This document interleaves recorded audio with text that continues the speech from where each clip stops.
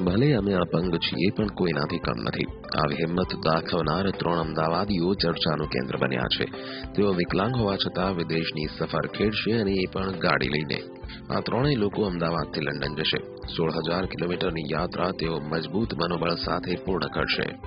અમારી આ જર્ની જે છે એ 17,000 કિલોમીટરની જર્ની છે. અમે અમદાવાદથી આ જર્ની સ્ટાર્ટ કરશું, જેમાં અમે 16 કન્ટ્રીને અમે આવરી લેશું અને આ જર્ની અમારી જે છે એ 49 ડેઝમાં અમે કમ્પ્લીટ કરશું.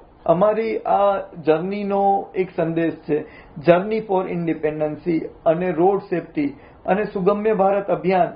આ 3 મેસેજ અમે પૂરા વર્લ્ડમાં અમે આપવા માંગીએ છીએ. સમીર કક્કડ 80% દિવ્યાંગ છે. તેમનો કમરની નીચેનો ભાગ કામ નથી કરતો.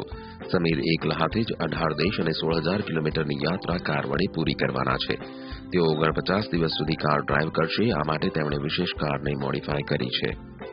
સમીરભાઈ, આજે હું રણજીતભાઈ અને રાકેશભાઈ અમે એક ત્રણેય મિત્ર હતા અને અમે એમ કર્યું કે જીવનમાં કંઈક મોટિવેશન જેવું કામ કરીએ કે સમાજને એક પ્રેરણા બને.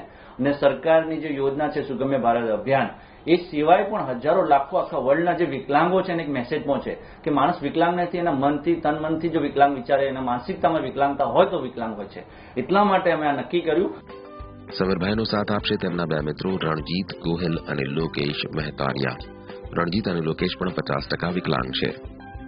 આ ત્રિપુટી 12 મે અમદાવાદથી પોતાની યાત્રાની શરૂઆત કરશે. તેઓ પહેલા અમદાવાદથી દિલ્હી જશે, ત્યાંથી મ્યાનમાર, થાઈલેન્ડ, ફ્રાન્સ સહિતના 18 દેશો ફરી લંડનમાં પોતાની યાત્રા પૂરી કરશે. ટીમ અમદાવાદ, દિવ્યભાસ્કર.com